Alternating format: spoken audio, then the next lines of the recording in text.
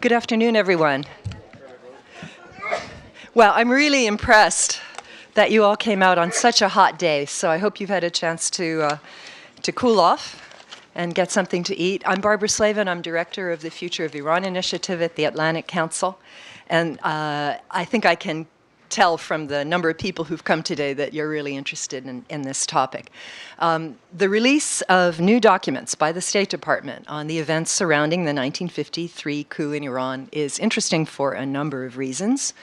Unfortunately, many Americans, probably most Americans, remain ignorant of the role that the United States played in ousting Prime Minister Mohammad Mossadegh, and thus they fail to understand how those events still resonate for Iranians today.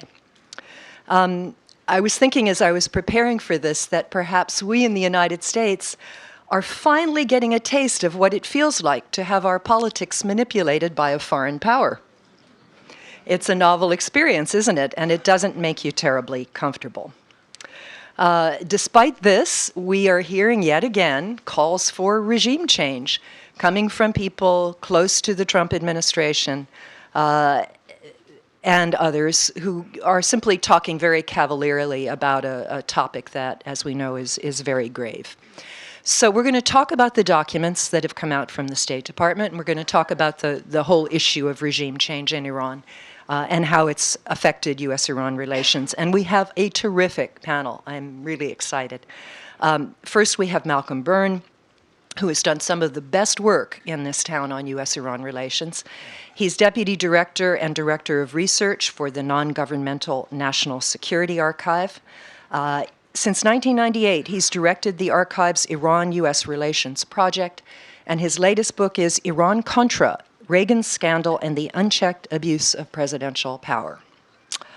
Next, we have Sonam Navabi. She's co-founder and executive director of the International Civil Society Action Network. She's an adjunct professor at Georgetown, and for nearly 2 decades, she's been a leading international advocate, researcher, trainer, and writer on conflict prevention and peace building. And last, but definitely not least, one of my favorite people in Washington and an old friend, the great Bruce Riedel.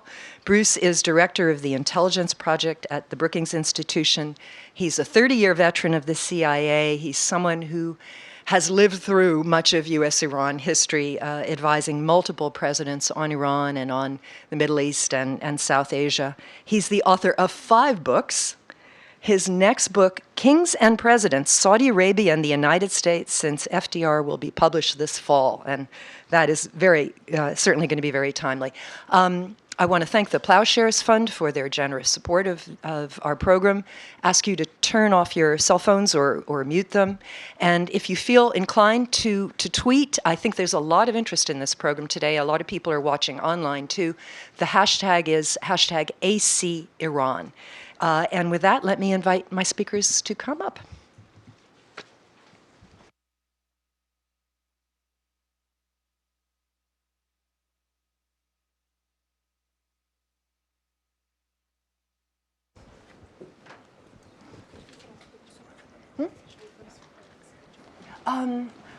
We'll do that when Malcolm speaks.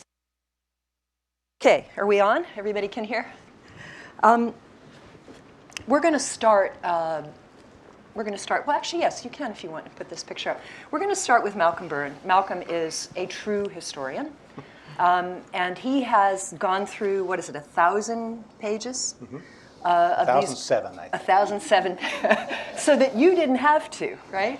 Right. Of these new documents. And Malcolm, tell us, I know there are no bombshells in here, but there are some very interesting little nuggets. And I think we have a picture up there also that you may want to refer to. You'll tell us who's in the picture and what they're doing. Yeah. So tell us what you learned, what we may never know about these events, and what the main motivation was for the removal of Mossadegh. Was it to prevent oil nationalizations around the region, or was it to keep Iran from falling into the hands of the communists? Right. Well, those are all great questions, and they all could keep me, keep you spellbound, I'm sure, for hours. We really, you feel like you're on an ice rink without skates when you're talking about 1953 in Iran, because the ground is so uncertain. And whatever you say, there will be people from all different sides who will come back and tell you that you're wrong for this reason or that reason. There's just a lot of uncertainty about what happened to this day. A lot of uncertainty about even some of the most basic questions, like, was Mossadegh popularly elected or not? Did the Shah have the right to remove him or not? These kinds of things are still being debated. We have a lot of information that has been available for a number of years about the coup itself, against which this new volume of documents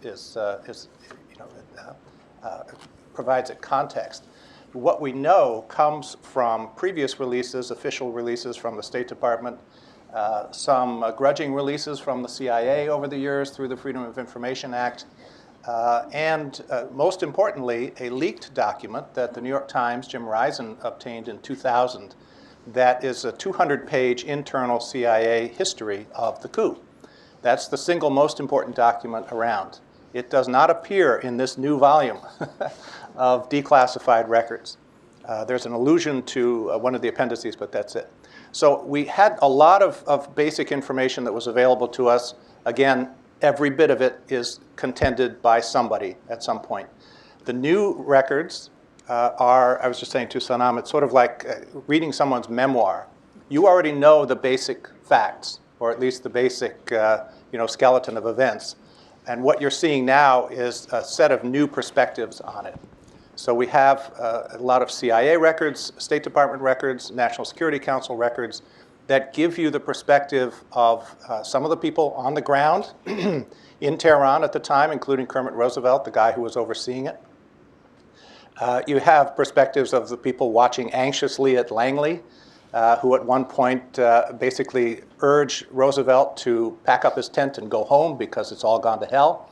And Roosevelt, according to somebody that I interviewed who was in the room with him, when he got that cable, Roosevelt took the cable, crumpled it up, threw it in the trash, and said, "We never saw that," and moved on to the next phase, which is the most contentious phase of the coup, and about which there is very little in this new record. But what you do get, just to wrap up, is a lot of information about how the U.S. saw Iran at that time, from the 1951 period on, so when oil nationalization occurred, which is what started this whole thing. You get a certain amount of kind of at-the-moment reporting, very anxious reporting from Tehran about what's happening, and responses from Langley and from Foggy Bottom. And then you get reporting of after the fact, immediate aftermath, and then long-term sort of recovery period, if you will, when the Zahedi government is in place. So an awful lot to go through. Happy to get into detail. Tell us who's in the picture. Well, I was going to wait till Bruce had a chance to talk about his favorite document. I don't know if you want to do that. I'll let Bruce do that. I'm going to go to Sonam next, if I may, and that is obviously the impact of all of this in Iran was enormous, and it's, when you, for Americans of a certain age, when you think about Iran, you think about the hostage crisis and the revolution, the fact that American diplomats were held hostage for 444 days. But if you go to Iran, people will tell you usually about two things. First, 53, always 53, and Mossadegh.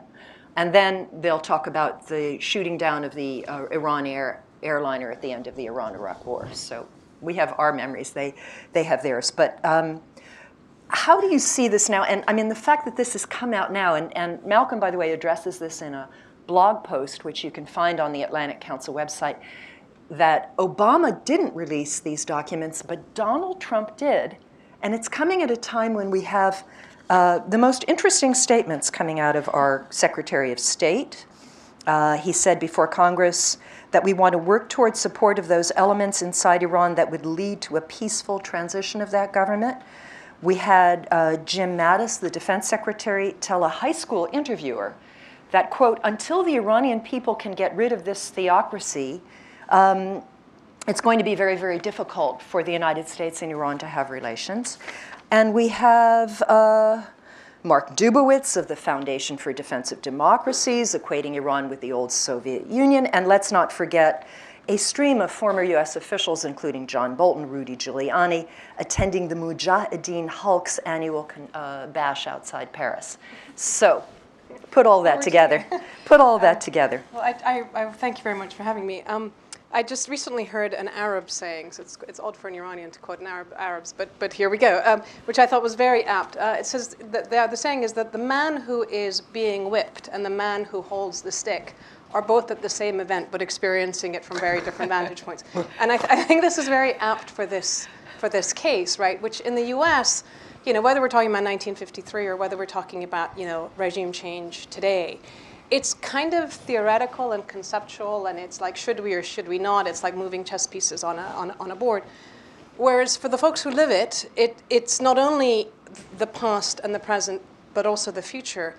And each of our generations, we're living all of that in our lives today. I mean, literally, 1953 is present today, as it, for my generation, as it is practically for my kids' generation. And what's interesting, just from a personal perspective, I went to an American school, the community school in Tehran. So I was brought up very Americana, with a Kansas accent at the age of 10. We learned about the nationalization of oil during the Shah's time. We had not heard the name Mossadegh. I didn't hear the name Mossadegh until I left Iran after the revolution. Wow. And it was erased out of our history. It was erased out of conversations, right? So the 1953 event was and I'm talking about people who were, at least my parents' generation, were that younger generation who really experienced the benevolence of the U.S. in Iran. If we thought that before the war it was the Russians were the wolves, the British were the weasels, the British were always the cleverest, right? They always were behind everything that went on. The Americans were the good guys. They came with their missionaries, they brought their schools, they brought hospitals, and a whole generation of Iranians came to the United States to be educated because they thought that the U.S. were going to be a good source and a good power. And 1953 blew that apart. Did people know at the time that the United States, or I mean, how did they know at the time? Maybe this is for you, Malcolm. Did they know that it was the U.S. and Britain? Oh, certainly Britain Britain is always assumed to be behind everything, yeah. And in this case, that was a correct assumption, although not to the extent that the United States was. So certainly, a lot of people who were part of it or peripherally engaged understood what was happening. There was a lot of concern to try to keep it secret, and you can see that in some of the documents. And if I can tell one very quick anecdote from another interview that I did a while ago with someone who had been there, and it's an anecdote, I don't have any proof of it, but the story was that when Fazlullah Zahedi, who was going to replace Mossadegh as prime minister, was ready to go to the radio tower in Tehran and announce that a new regime was in place. In fact, I'm going to steal your thunder, Bruce. This is a photo allegedly of Zahedi leaving a CIA safe house in Tehran on his way to the radio tower. The story goes on that George Carroll, who was one of the officials at the embassy involved in the coup plotting, decided, along with others, that there really should be some good martial music played before Zahedi takes to the microphone. And so he went running across Tehran to the USIS library, grabbed an album off the shelf, tore up to the radio station. They put it on, and the first track was the Star-Spangled Banner. Oh my God. So true or not, this was the account that we're given. And what's very funny, and I'll stop here, is that in the account of the document, I think that Bruce might talk about in more detail, Kermit Roosevelt describes his day on August 19th. And he says along about, 1 or 2 o'clock or something, the radio starts crackling, and they play some music, and there's something goes wrong with the station. We don't really know, but eventually they got things going, and then Zahedi came on, and I thought, maybe this is true. And from the, again, when talking to that generation that lived it, so the change from what the Shah was before 1953 to after I think is really notable. That the sort of the autocracy and the whole, the Savak apparatus, just the shutdown and the authoritarianism that we later witnessed, that was something that came after 1953. And again, as kids, as the Iranian Revolution was heating up and that we had freedom of press in 78, 70, mid 78, 79, I remember the stories coming out of what was happening in the jails, because it was people were coming out and political prisoners were telling their stories, and so that part of it was something that became part of the narrative in a mainstream way.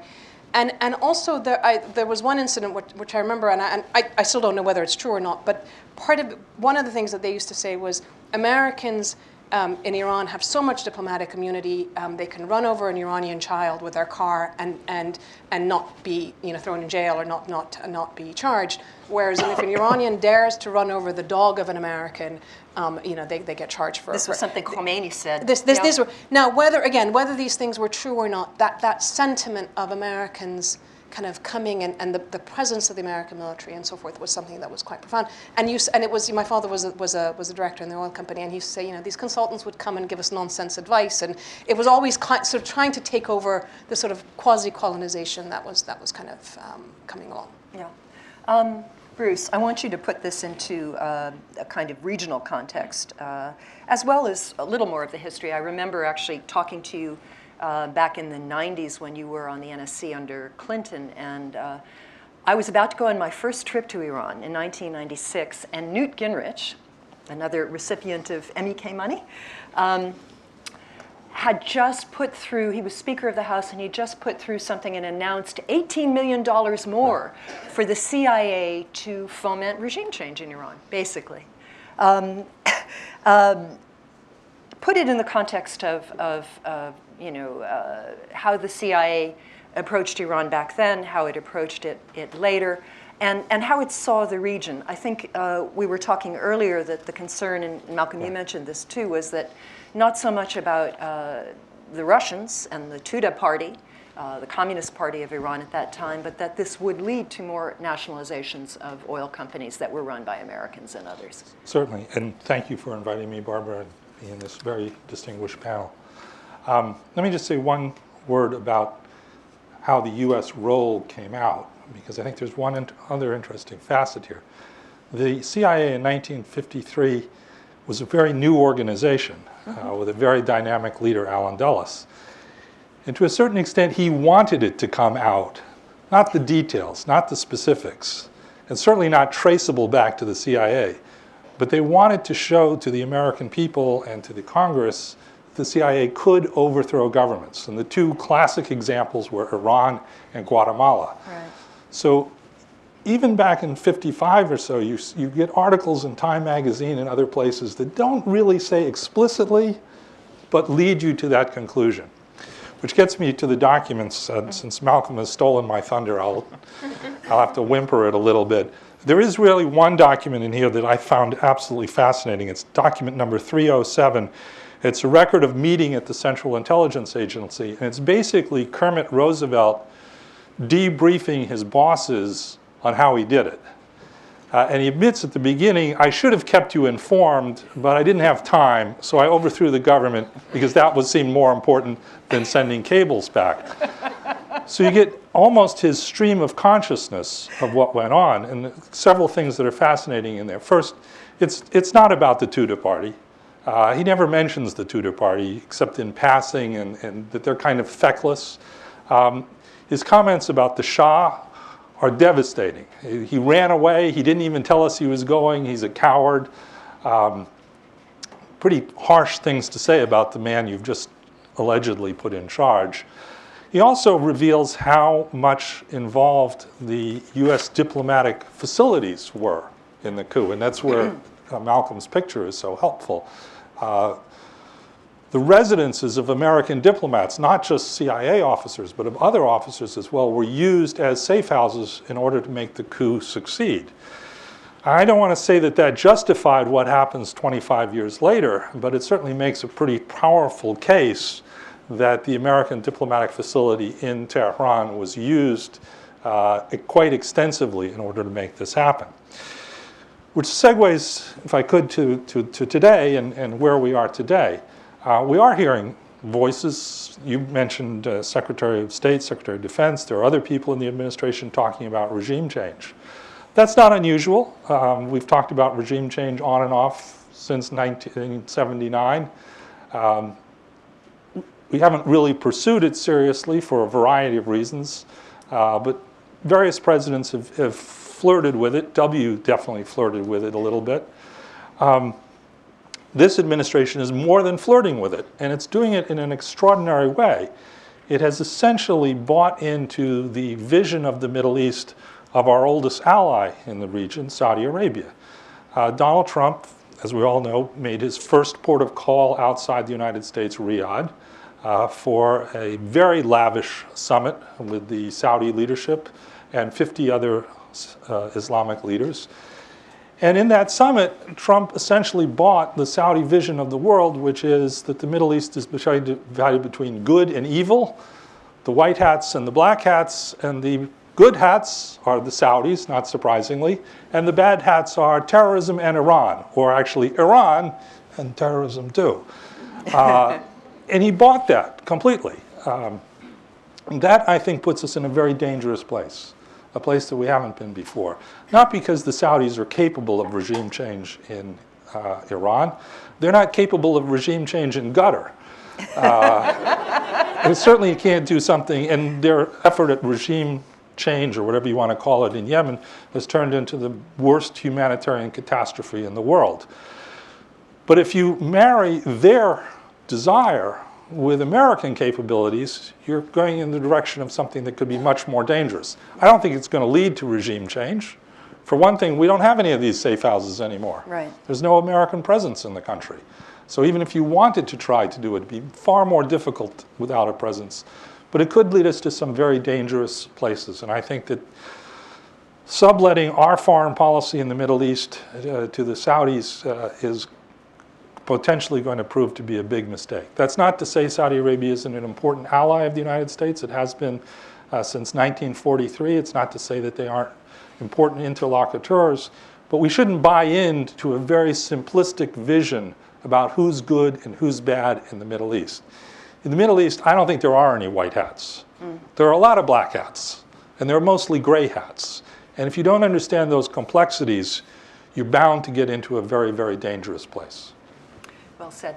Malcolm, let me come back to you. I think the other thing that strikes one is that we had the safe houses. It wasn't just that. The United States was throwing money around in Iran. The United States owned Iranian politicians, bribed Iranian clerics, gave money to thugs to come out on the street and beat up people.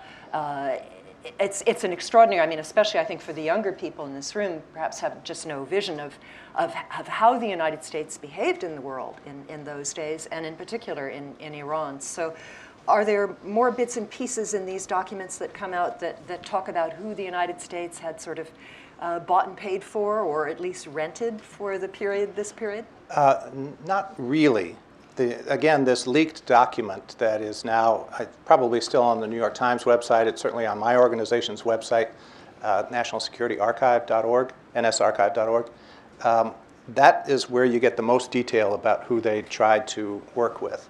In this volume, there are names of people like Ayatollah Kashani, who was the key political figure, not just a religious figure at the time, Ayatollah Behbahani, Ayatollah Barujerdi, who was the Maharaja at that point, and a couple of others.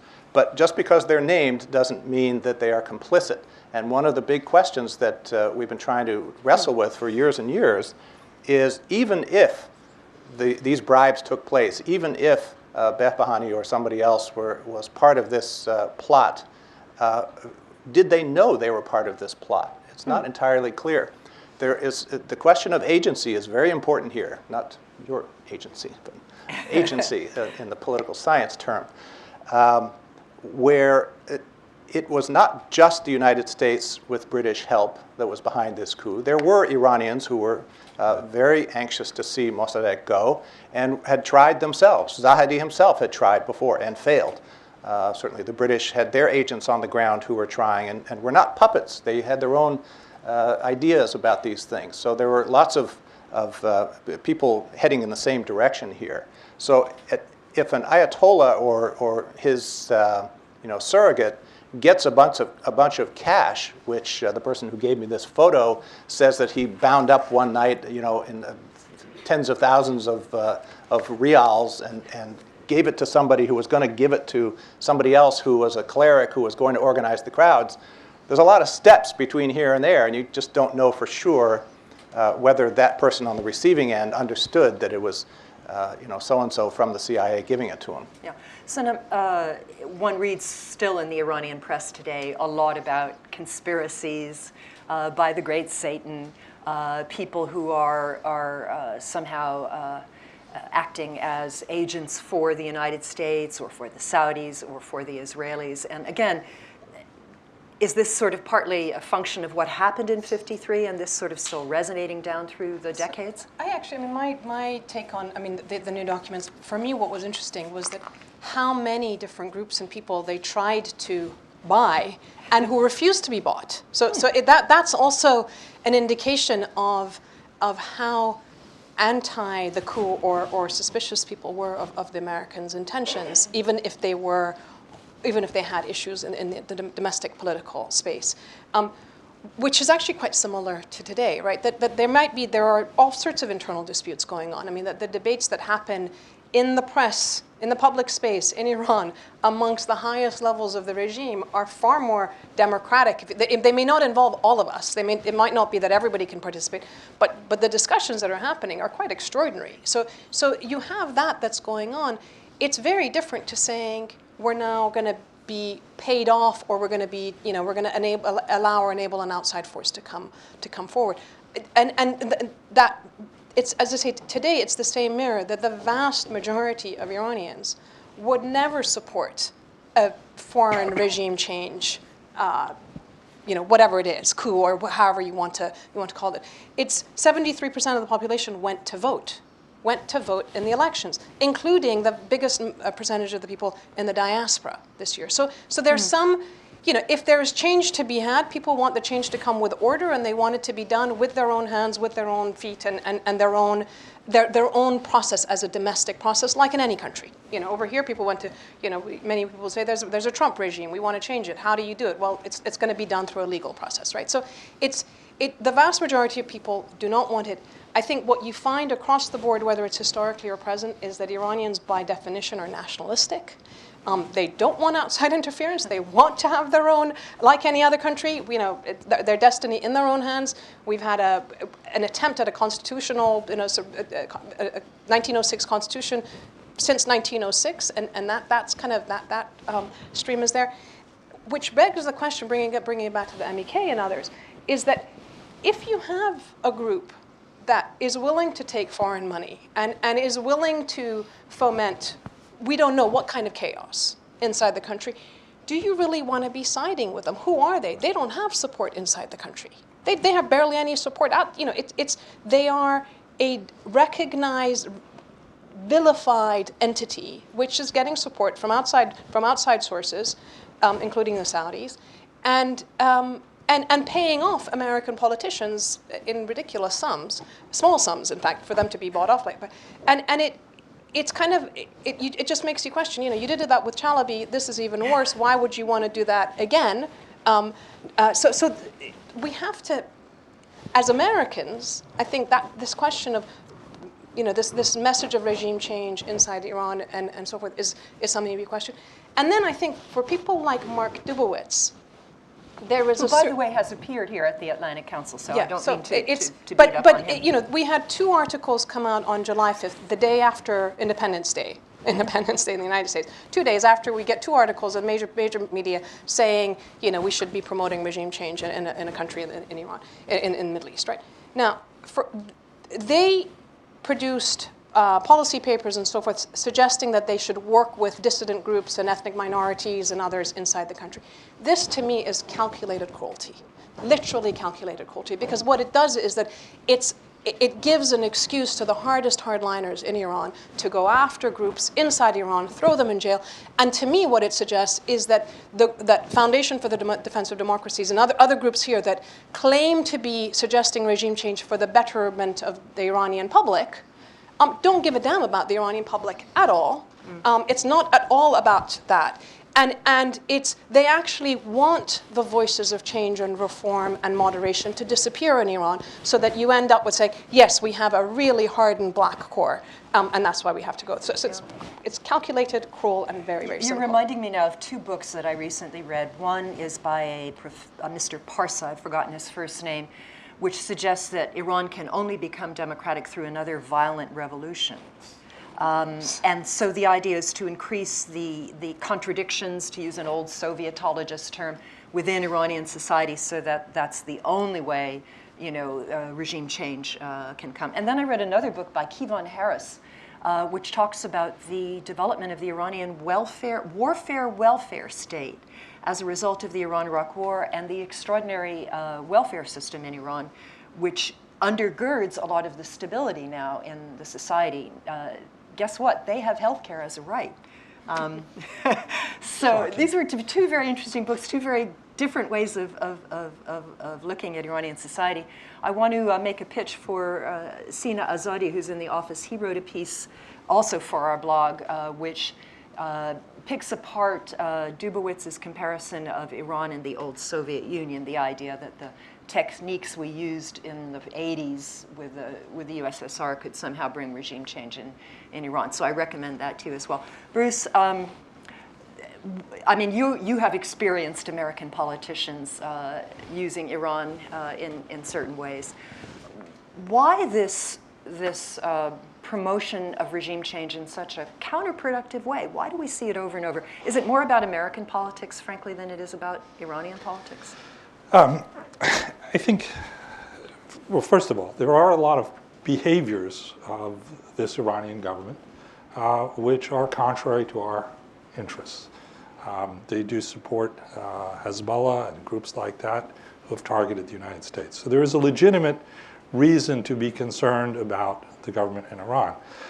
I find American politicians react to this in two ways, and it's really quite strikingly different.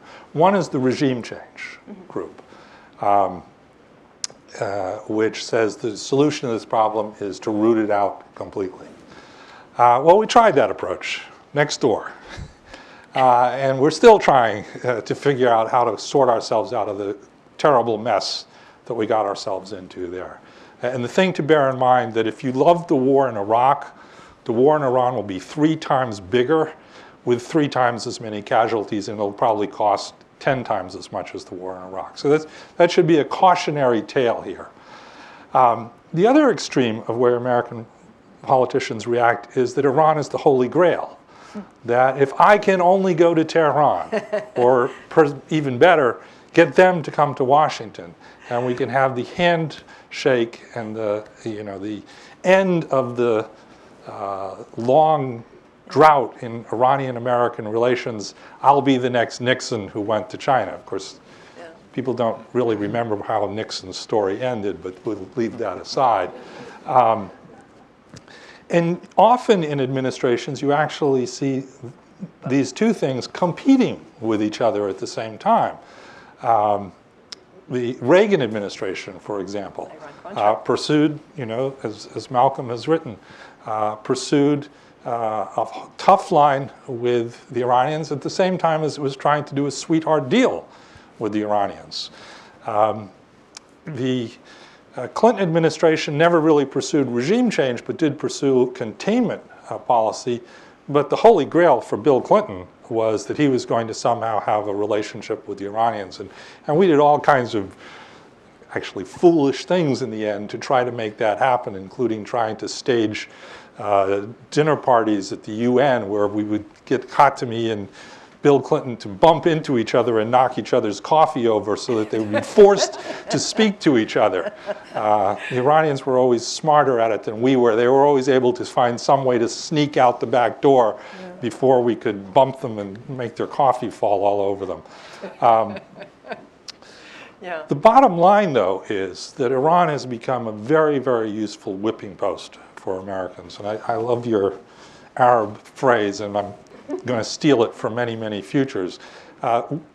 Accusing Iran of being the villain is very, very popular in many, many, many quarters, including in the Democratic Party, not just in the Republican Party. It may have been mostly Democrats who showed up in Paris, Republicans who showed up in Paris. There are an awful lot of Democrats who would jump on that bandwagon as well. There's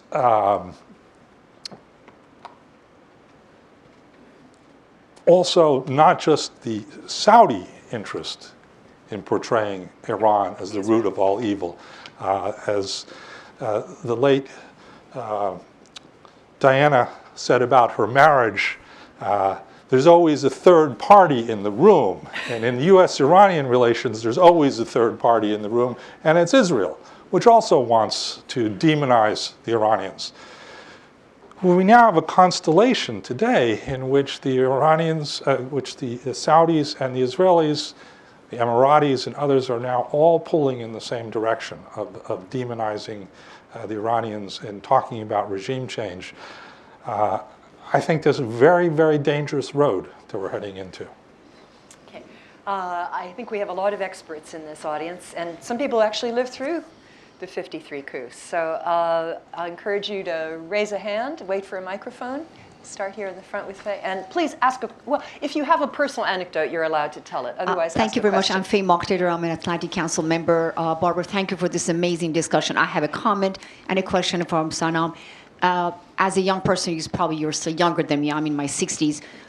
When I was growing up in Iran, this was the history of Mossadegh was completely eradicated and removed from our history books. I didn't hear about the Mossadegh coup d'etat until I came to the United States in 1972 as a student activist. This was the first time that we heard that the United States was responsible for removing Mossadegh and replacing it with Shah.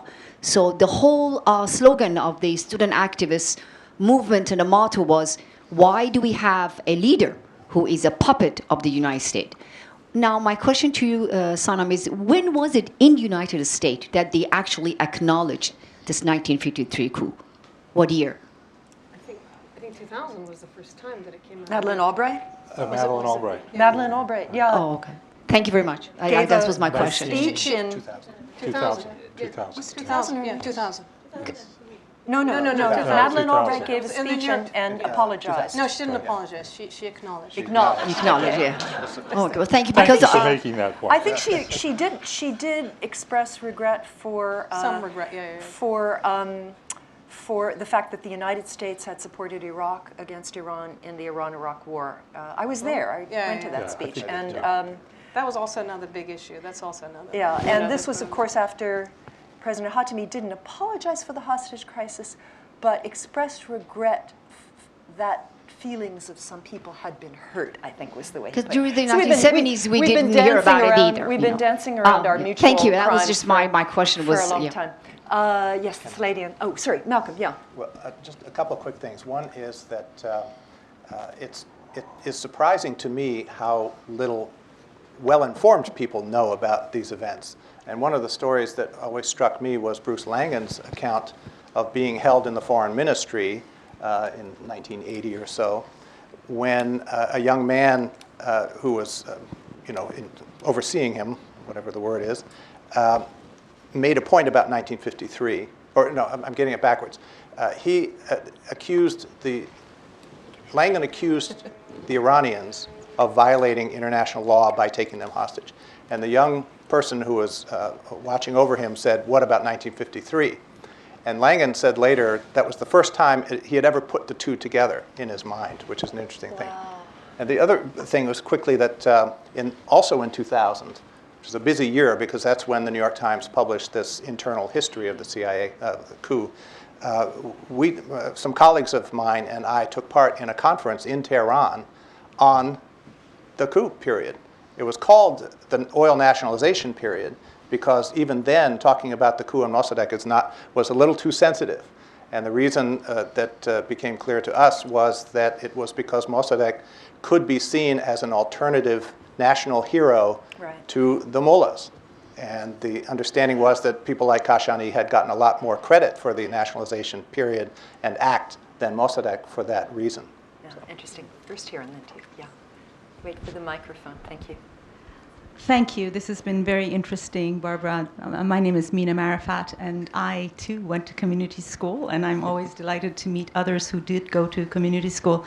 And I first heard of the CIA coup mentioned in community school when I was in 10th grade and by my American teacher, because I had asked about, I was very interested in the Roosevelt era and the relationship with Iran, which I thought had blossomed during that period, and he told me, and if I'm not mistaken, a book, he referred me to read a book by Joseph Upton where it was mentioned back very, very early on about, very indirectly. But when I was working on my dissertation at MIT on the architecture of Iran, I happened to meet and had several sessions with Donald Wilbur.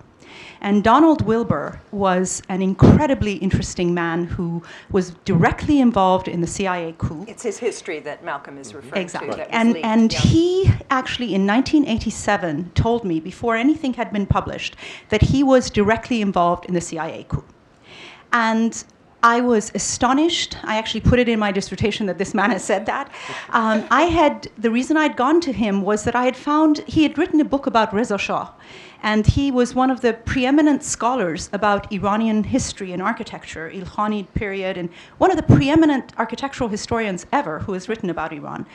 And his knowledge was immense. And the question that I have here, and what I think is super different from what we went through both in the 1979 period and now, is that during the time of Donald Wilbur, and during even the time that I went to community school and you did, there was an enormous knowledge in America about Iran.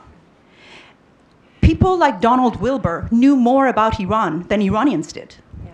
And there were professors. Arthur Upham Pope had been an American professor who knew a lot about Iran, and so were people like Richard Fry, who knew a lot about Iran. And these people no longer are around. We have a generation of Americans who are totally ignorant about the history of Iran and the culture of Iran.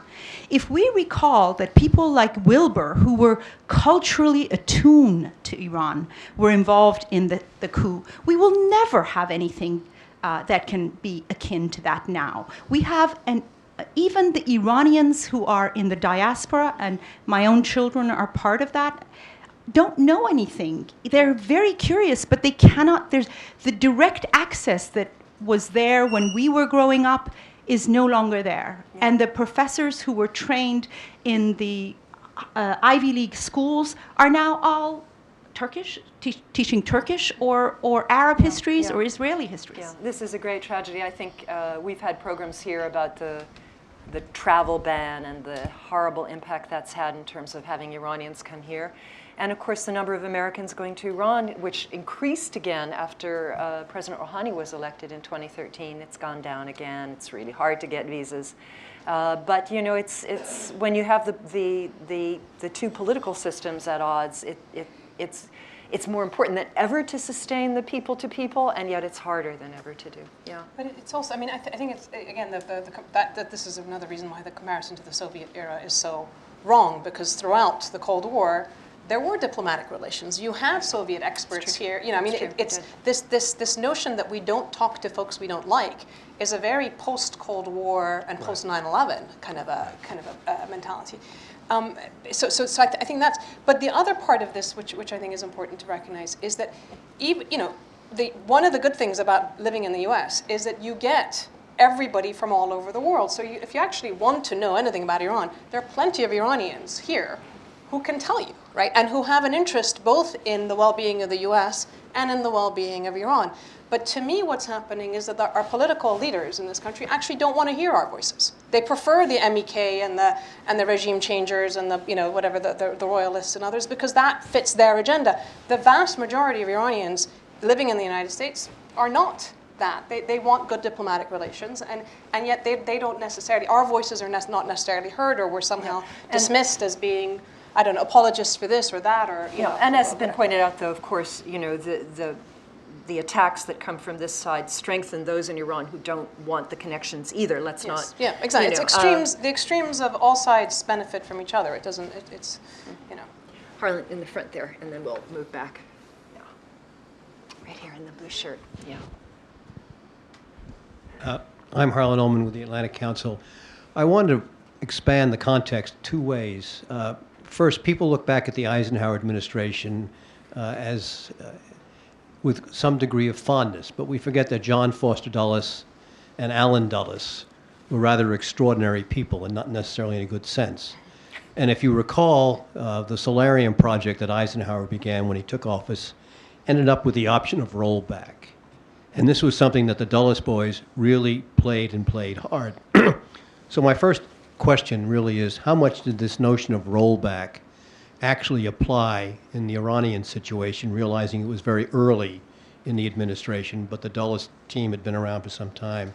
And second, I've always found it interesting that what was probably missed from the Nixon years was the so-called two-pillar policy in the Gulf, in which Iran and Saudi Arabia marvelously seemed to be on the same side.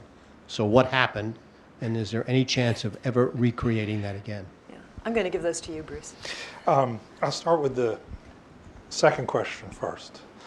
It was Nixon's vision of two pillars. I don't think it was ever the two pillars vision. The Shah, of course, saw himself as the only necessary pillar. The Saudis, and here's where I'll plug my forthcoming book, thought he was a nut. They thought this guy was crazy. He was out of his depth, a megalomaniac. Some of the things that the Saudis said about the Shah in the 70s are really quite salacious. The bottom line, though, is it is conceivable that Saudi Arabia and Iran may not necessarily become best friends, but can work together. And a better example, I think, is the King Abdullah era. There was early on in the King Abdullah era an attempt at rapprochement by the Saudis. They even sent a Shia Saudi as ambassador to Tehran. It was the only Shia that's ever been an ambassador in the Saudi Foreign Service. So it can be done. What's dangerous is we're going in exactly the opposite direction here. The Eisenhower administration, there's I think, a pretty compelling case that Eisenhower deftly used John Foster Dulles and rollback as the red meat to his Republican hardline, while he basically undercut all attempts at rollback. It was unfortunate because the rhetoric helped to produce the Hungarian Revolution. The reality was we weren't going to do anything to help those people. But I do think Iran was very important in all that, not so much as rollback as preemptive rollback. Not that and the documents I think establish this, there wasn't much of a sense that Mossadegh was going to give the Russians control or that he was going to give the Tudeh party control. In fact, to the contrary, they knew that was highly unlikely. But that a kind of weak government in Iran falling apart, and one which had brought in the whole business of nationalizing oil, was a long-term danger. And Allen Dulles comes along and he says, I have a solution to this problem. Cost less than $1 million. I don't know, do we know how much? Not very much money. How much more than that? No Americans will be killed, probably. Cheap way to bring about regime change. And Ike, who was above all a soldier, said, yeah, I like that option, I go for that. And it's terribly attractive all the time to presidents. Oh, I can get rid of my enemies by getting Langley to do it for me. And in 1953, they were able to produce results. I want to make one other comment about the documents here. Kermit Roosevelt, of course, wrote his own book called Counter Coup. There isn't a document, but there's a editorial page in these documents in which they say, essentially, Kermit Roosevelt's explanation for where he got authorization for the coup is bogus. He says there was a meeting on the 21st of June or something in which John Foster Dulles and all these people were there, and they authorized the Operation Ajax. They say in all the documents they found, including the ones that have not yet been declassified, there's no record of a meeting on that day, which is interesting. In other words, Kermit Roosevelt's book, which you would think would be a pretty reliable insight into what happened, turns out to, at least its opening chapter, be a bunch of malarkey. And the record has now been corrected by the Department of State historian, which I find to be an extraordinarily useful thing. So there was no meeting that authorized it? It just sort of grew organically? There was no meeting on that day. There was undoubtedly some kind of meeting.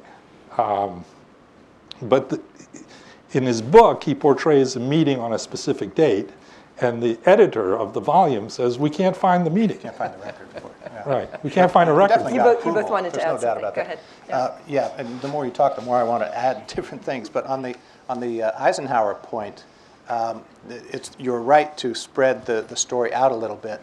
A couple of things happened that were important. One, on March 5th, 53, Stalin dies. That changes the world.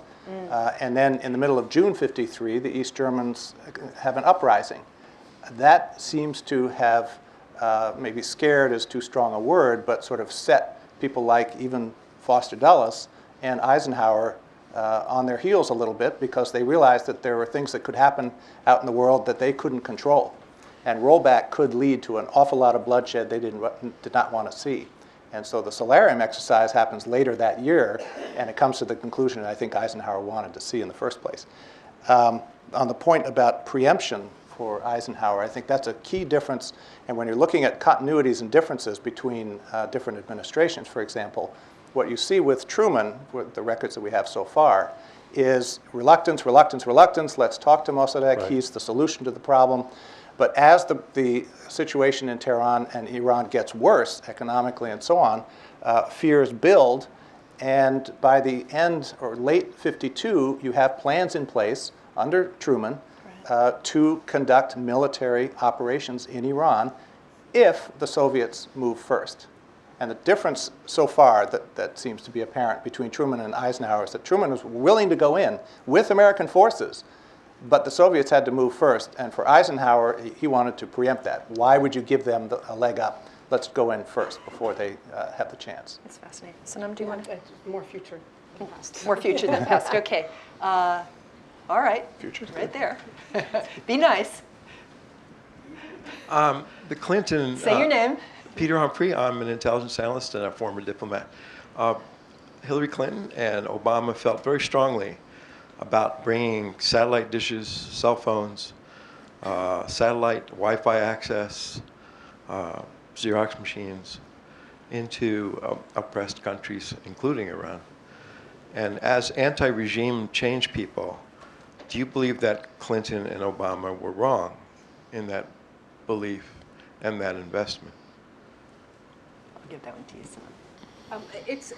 I'm trying to sort of do my history. I was doing my MPhil dissertation in 1992-93, and the topic was on the impact, the social and economic impact of satellite and video technology in the Middle East with an interest in Iran. And I remember going to Iran in those days, and satellite dishes were everywhere. I mean, it's the government didn't like them, but they were all over the place. The question, this issue of should we or shouldn't we, it's on the economic front, in terms of sanctions, in terms of engagement. I think it should be opened up. Let people do, and people will get the resources. They'll get the phones, they'll get the satellite, they will, wherever you are, people will get whatever technology it is that they want somehow. You're saying we pay for it openly or clandestinely? No, as far as I'm concerned, as a trial citizen, I live here, I'm Iranian, and I'm British as well. So it's to me the issue is let the channels of communication be as open as possible for people to engage in whatever way they want, to get to know each other, to do trade, to do business, for healthcare and so forth. The worst thing that has happened in the last 15, 20 years has been the sanctions. It really, I mean, it has had a direct impact on people's health on the ground. It has had a direct impact on the economy and in terms of job opportunities for ordinary people. Whether you do cell phones and are you suggesting we provide telephones here but we don't provide cancer medication there? No, I don't think that we can say yes here and no there. We should not be closing the doors in these ways. We should be opening it up and letting people do what they need to do to be educated, to be informed on both sides. Peter, if I could just add something, it's not that we have to pay for the phones. Iranians can buy their own phones, and there are more than 40 million cell phones now in Iran. I think I read just today on Twitter.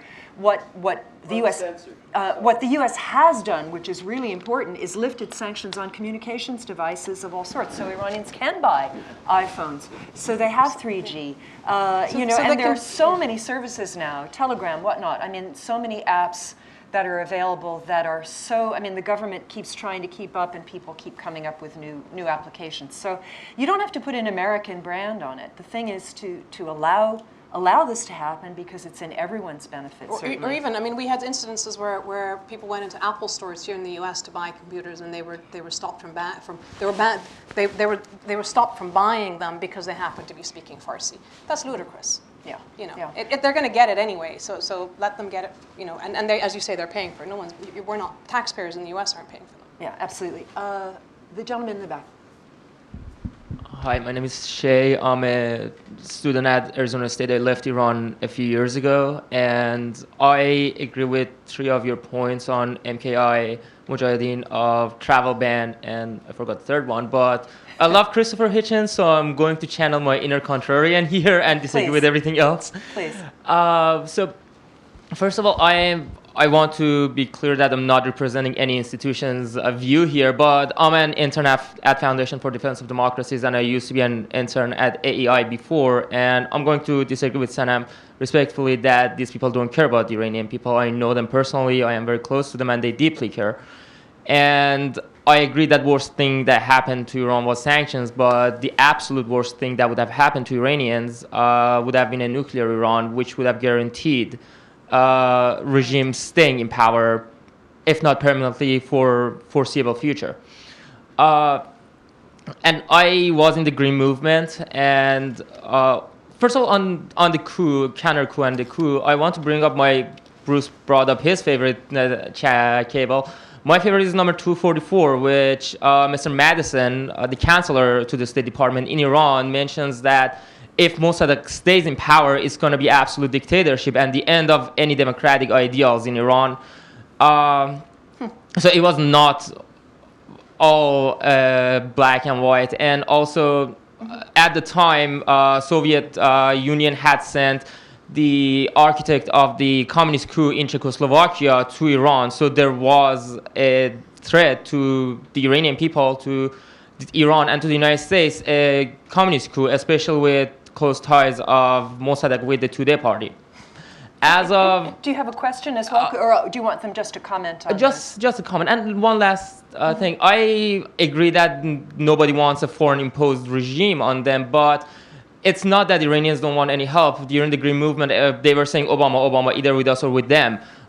They held signs in English, not because Khamenei knows English better than Farsi. He doesn't know Farsi good enough.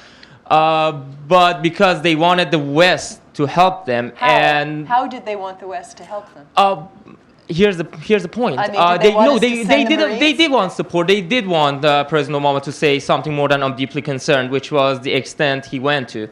And how much did they want help? It was different, and they were not policymakers. I would have appreciated financial support to the opposition, maybe even arms, if it got to there, but and encouragement for it to continue. Okay. I think we've got an idea. Who wants to?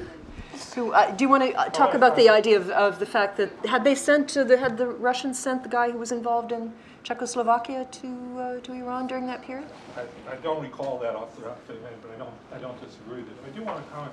You raised an important issue: the nuclear agreement.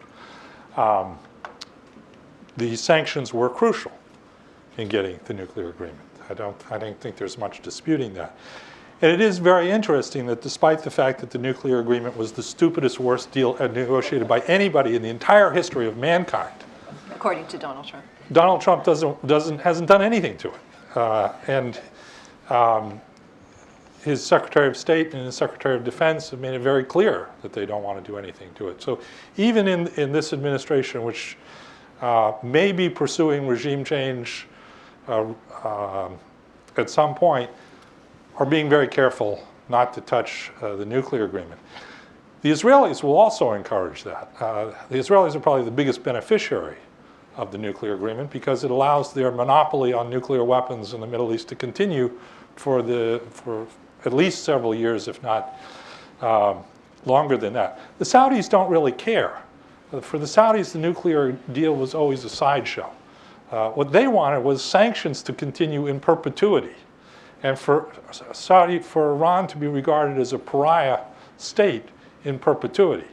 And they actually didn't like the agreement, not so much because of their concerns about nukes, because it brought Iran partially back into the global community, which for them, and particularly for King Salman, who has turned out to be far more aggressive, far more sectarian than any of his predecessors, it was a disaster to Saudi interests. And what they would like to see, the United States, if it can't change the regime, at least restore the sanctions regime and make Iran a pariah again as the Black Hats. I think that's going to be very, very difficult to do because the rest of the world thinks the nuclear agreement is actually one of the smartest agreements ever negotiated in human history. Sonam, do you want to deal with this, the issue of what, I mean, clearly Obama was careful. I mean, in the summer of 2009, he had just sent 2 letters to the Supreme Leader talking about the need for establishing a channel, and he wanted nuclear negotiations. He was working toward that as well. He was very careful about what he said, but it's always my understanding that he got advice at that time that if the United States came out too openly in support of the Green Movement, it'd make it even easier for the government to crack down on them and taint them even more as being agents of the United States and people who were looking to somehow, do a 1953 again. So I think on that particular period, I think to me what was interesting, and it was part of the debates here at the time, was that why did the United States acknowledge the Ahmadinejad administration so quickly? And it was, and I remember the discussions being that, because he is weaker at home, they think that they're going to get a better deal out of him now, as opposed to what again, the Iranian community here was advising, which was, don't acknowledge that administration. So that, I think, is where there could have been a change in terms of how Obama dealt with it. But again, coming back to the question of outside help and so forth, and I'm talking about from the standpoint of the work that I do regionally and globally around these issues.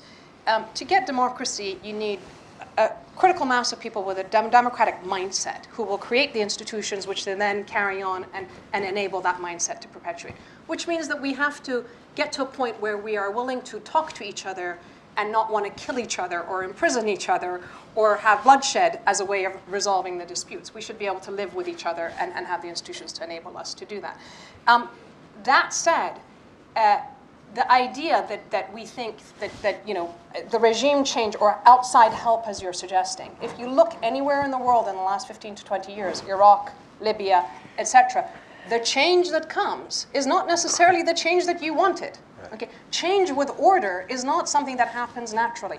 More and more what we see is that change comes with chaos and disorder. And my generation, and you're much younger than I am, but those of us who were children during the revolution, and then all of my generation who lived through the Iran-Iraq War, perhaps things have changed now, but the one thing that we hear consistently is that people don't want chaos and uncertainty. And when they look at Iraq and Syria around them and Libya, the assumption that outside help is going to come and we're suddenly going to have, overnight some peaceful democracy is an illusion. It's just an illusion. It's not going to happen. So the alternative is the reality, which is chaos and disorder. And it's not just bad for the 80 million people living inside Iran. It's bad for the world, because if the Iranian borders are left uncontrolled, we then have Pakistan, Afghanistan, and Pakistan does have nuclear weapons, by the way. So is that if we're thinking about wanting change from that comes with force, as opposed to the evolution and change that's coming very slowly and within the structures that exist already, whether you disagree with them or not, you have to anticipate what the negative scenarios, what the alternative scenarios can be.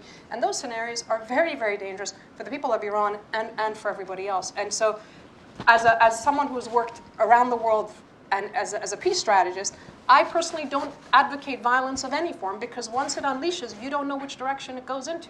And sitting here in the United States, it's maybe safe for us to be sitting here, but sitting in Iran, it's a whole different story. Yeah. David, do you want to? Let's go to this gentleman right here, and then we'll circle around here.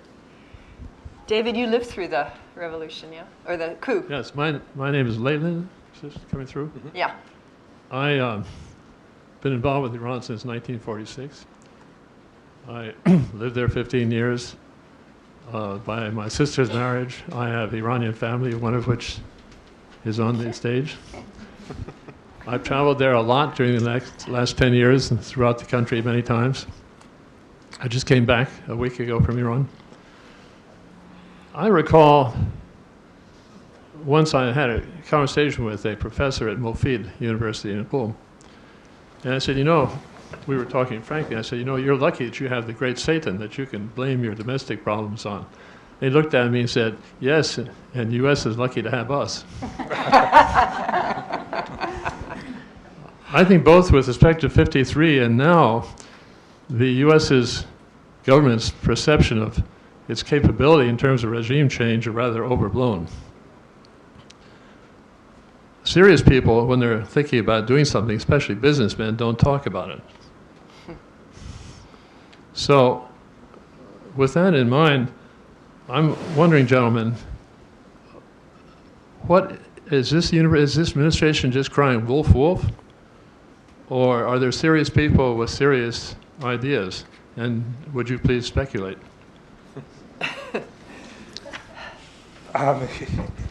It's always a danger when you talk about the Trump administration of creating coherence where none exists.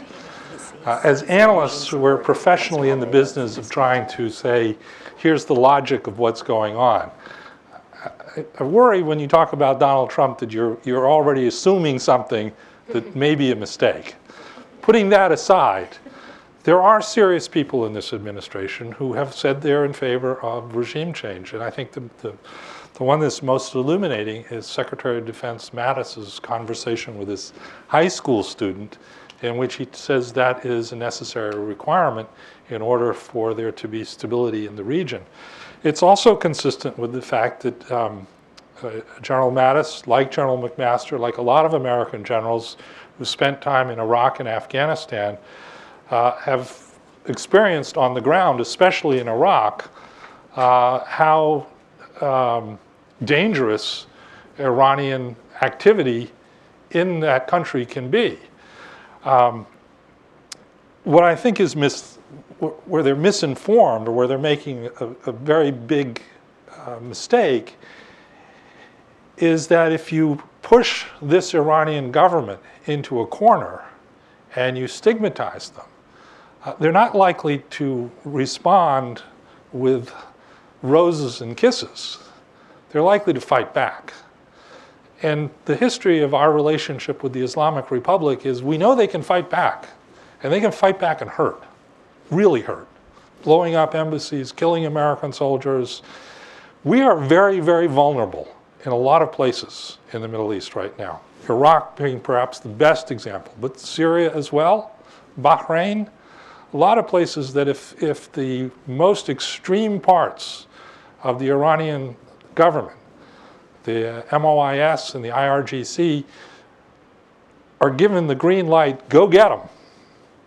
We're going to get into an escalatory ladder, which is going to be very, very dangerous to control, and which will lead to dead Americans, dead American bodies, American diplomats, soldiers, and unfortunately, American innocent Americans who may be caught up in this kind of violence.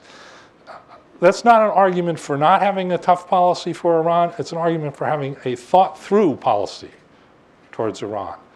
And I agree with something else that I think you said or someone else said. Figure out what you want to do before you talk about it. Don't talk about it before you know where you want to go. And as best we can tell, the administration says its policy review on Iran is still underway. At 6 months, that's an awful long time to be reviewing policy, but let's get a policy done before we start talking about getting into a fighting match with the Iranians. Let me just add that it's common knowledge in Iran that Rouhani won 70% vote. And a big tranche of votes were transferred to IDC to save face for him and those back then. And if you talk to young Iranians, they say, after 2009, we don't have an appetite for violence. Mujahideen, go. Do you want to give him the mic if you're going to keep... The MEK, the Mujahideen are a joke. The young Reza Pahlavi, in terms of becoming Shah, that's a joke. So again, I understand how dangerous it is for the United States to take some action, but what will they do? What can they do?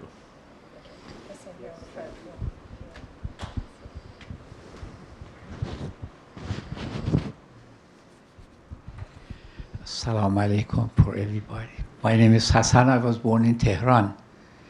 I was 15 years old the day of August 19, which was a Thursday, 1953. And I was present in a street called Khiyabuni Shah and the Taqato of Pahlavi. At 9 o'clock, I saw people in the street saying Zindabad Mossadegh. And as the day went on, then things got a little bit worse, and they came and said that we all have to take shelter. I was visiting my cousin that had a confectionery store in that block. So we closed up the store and went to apartment there, and we were there till about 2 o'clock. About this time, the whole wall cracked open, and a big giant guy came, the guard, the Shahi, and he had a machine gun, and he has like a little toothpick. He says, all right, everybody out of here because we're going to bomb these places. So we got out of there and left. I was an eyewitness there. Then later on, I Googled up some information. I discovered a man named Roy W. Henderson was sent there in 1951 till 1954. He had a mission to go there and to do it, and of course we didn't know that was the coup d'etat, 28. Now, we have a question? Say that again. Question. The question is this: that America needs to know that the Iranians will say, "Biar anche dari z mardi o zur که دشمن به پای خود آمد بگور." Which means? Always it means that, you keep saying Remi's regime change, regime change. Maybe they pick you up on that offer and then say, okay, come on, let's go. And also, Americans play poker and checkers. Iranians play chess. So be careful what you say, because they may call you upon that. And thank you for this opportunity to talk. Thank you. You're welcome. Actually, somebody told me Iranians did not invent chess. Apparently, they invented backgammon. Is that true? That's true. Okay. Actually, Americans play. Sina, Americans right there, play and football, then you after. which is the most violent contact sport there is. No, then Sina, then you. Sorry, no, next. Yeah, go. Thank you, everyone. Malcolm, Sonam, and Bruce, thank you. Barbara, thank you. My question is for Bruce. I just wanted to ask you, a few years ago, you said Iran's actions are provocative, but they're not suicidal. I wanted to know if you still stand by it. And my second question was, it's actually in future, how do you see Iranian-Saudi relations going forward, especially with Ben Salman, becoming the next king, and Iranians apparently Khamenei being replaced? How do you see that going? Thank you. Okay. Yes, I think the history of the Islamic Republic, it is not a suicidal government. The best example is 1988, when the Ayatollah famously drank poison, or did everything close to drinking poison, when he came to the conclusion that the United States and Iraq were intent on toppling the government. before I get to your second question, I just want to remind people the Mujahideen Khalq's last patron, including back in the 1980s, was of course Saddam Hussein. So it's a little bit weird for John Bolton and Newt Gingrich to be sitting down with people who previously sat down with Saddam Hussein. But that's their choice who they want to go out to dinner with. It's not up to me. This Saudi government has displayed in 2.5 years an aggressiveness, propensity to take risks, and an ambition that is highly uncharacteristic of Saudi foreign policy. Saudi foreign policy since King Faisal, if not going back to Ibn Saud, has been traditionally risk-averse, tries to operate clandestinely, not with the use of force, tries to engage as many of its opponents as possible, at least indirectly. This king is very, very different, and as a consequence, he's blundered into a catastrophe in Yemen. It's a catastrophe for the Yemeni people, first of all, who are now on the verge of mass starvation if they don't die from cholera first.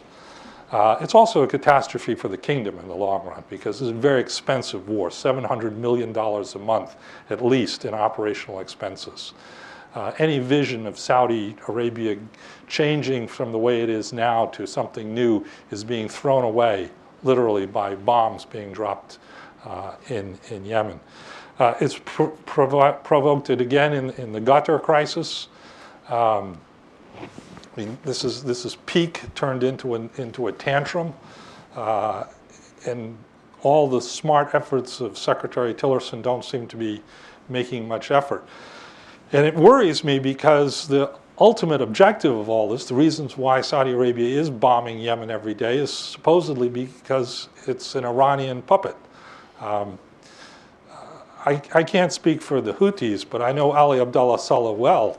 You can rent Ali Abdullah Saleh for a couple of hours, but he'll never be your puppet. I mean, this is the most independent person in the world. That notion that he's going to be Iran's catspaw on the Arabian Peninsula is, they don't know what they should know. They rented him many times over the years. It's dangerous. And the favorite son, the heir apparent, seems to be at the heart of this recklessness and this dangerous behavior. And to give them a carte blanche, which is what Donald Trump did in May, is the height of recklessness on the Americans' front. And I support those on the Hill who are now advocating that we cease arms sales to Saudi Arabia until the war in Yemen is halted. And that should mean, first and foremost, a unilateral Saudi ceasefire, a halt to the blockade, and opening up to Yemen to humanitarian assistance. The Congress of the United States is moving in that direction, and I hope that the Congress of the United States will at least do something right in 2017 and do that. Wow. This gentleman's been very patient. Wait for the microphone right here. Gentleman right here. Yeah. Thanks. And ask your question, then I'll take two more because we're coming to the end. So if you Thank you very much. Question. About the Green Movement needing help of America, I remember Reza Sayeh at the time of the Green Revolution on CNN constantly would repeat the statement that the Iranian activists who are running the show, they do not want the West to help them, because they said that that would be a very good excuse for the government to crush them. So I'm not really agreeing with the gentleman's point of view. Okay. My other point is that we focus really too much on Iran, on Saudi Arabia, on Israel, on MEK. Really, the real problem is American foreign policy. It's something that hasn't changed with time. They never learned their lessons. There's no wisdom in it. It doesn't make sense. They still are in the Cold War era. And my question is to all Americans is that what can be done that the State Department would behave differently, would see not to be an imperialist force and feeling free to intervene in any sovereign nation's internal affairs without any batting an eye. And I think this is the most dangerous thing that is. Otherwise, these issues, Saudis, Iran, they're local issues. I mean, there are always going to be a fight between the neighbors and nations. America intervenes and really make things much, much worse and more globalized.